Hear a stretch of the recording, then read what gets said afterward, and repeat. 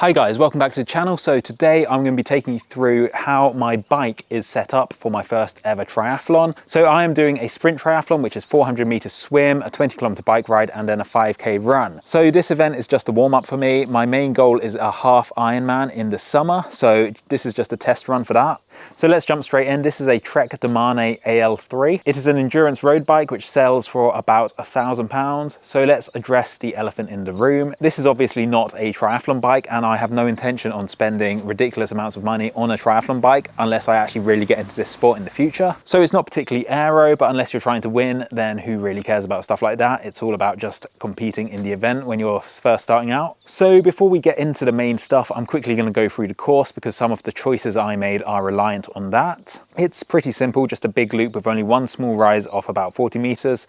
The rest is essentially flat. So this bike is very far from spec. I've had it for just over 2 years now, and it's taken me from being a pretty shite cyclist to an almost average one. So first up, I'm going to go through the Groupset because that's probably the most interesting thing about it. So as standard, this bike came with Shimano Sora, which is a 9-speed Groupset. That was absolutely fine and I had no issues with it, but I decided to jump on the hype train and get an electronic Groupset. So at the moment I'm running SRAM Rival 1x. At the front here I have a 40 tooth chainring.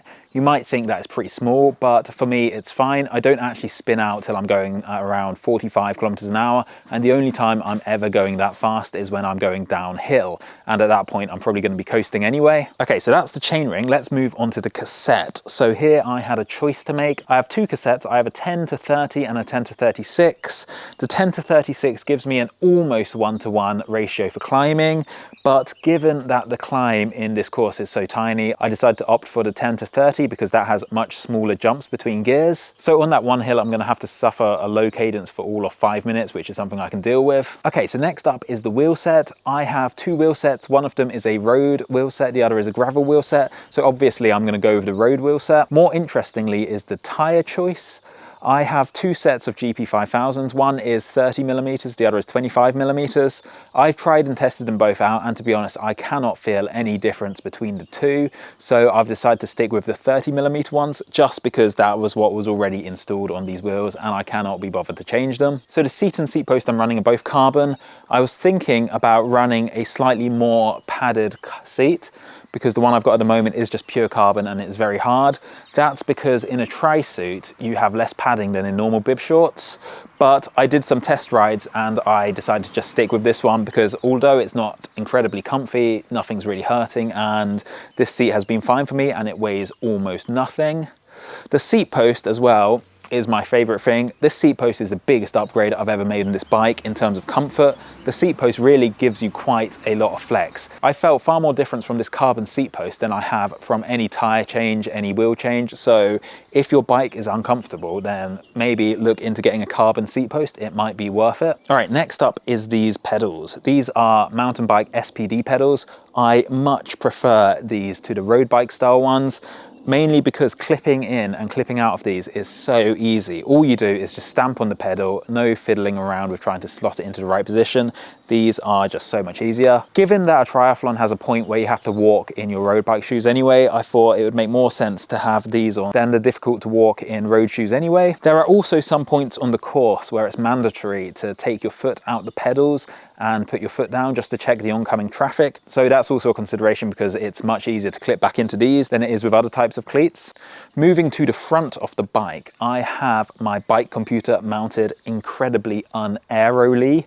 So I really should get an out front mount for that, but my worry is it will take up the space where I want my camera to go. So this is my Insta360 One X2, again mounted very unaeroly. So given that this is such a short event, only 20 kilometers, I'm not really that fussed about this, but before my long events in the summer, I'm definitely gonna have to have a look at the cockpit and see if I can sort all that out. So I've also got these brake cables hanging out the front.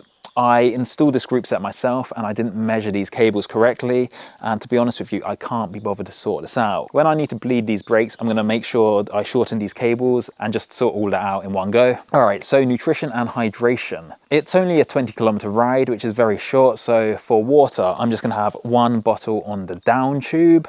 For gels, I'm just going to take 2 or 3, I haven't decided yet, and I'm just going to tape them here to the upper tube. So that way, when I'm on the bike, I can just take them off and then put them into my pocket. So that should be easy enough. So for my longer events in the summer, I really need to have a good think about how I'm going to carry so much water.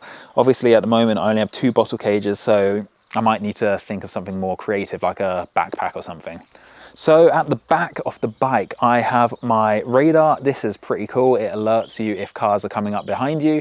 I always ride with this and would recommend it for everyone. I've also got my saddle bag with 2 CO2 canisters and a spare tube in there. Obviously, I don't want to have a puncture, but it is possible. And even though my race would pretty much be over, I do need to be able to fix a puncture in order to just get home. All right, I think that's pretty much it. So this will do me just fine for this short triathlon. Only 20 kilometers on the bike. So before my longer events in the summer, I need to have a long think about the cockpit here. I need to sort that out, make that a bit more aero, and then I need to figure out how I'm going to carry enough water for a 90-kilometer bike ride. If anyone who's more versed than me in the triathlon life has any ideas for that, please whack them down there in the comments and I will really appreciate it. So my race is next week. I'll be dropping a video pretty soon about how that goes. So if you want to see that, be sure to like and subscribe, and I will see you in the next one.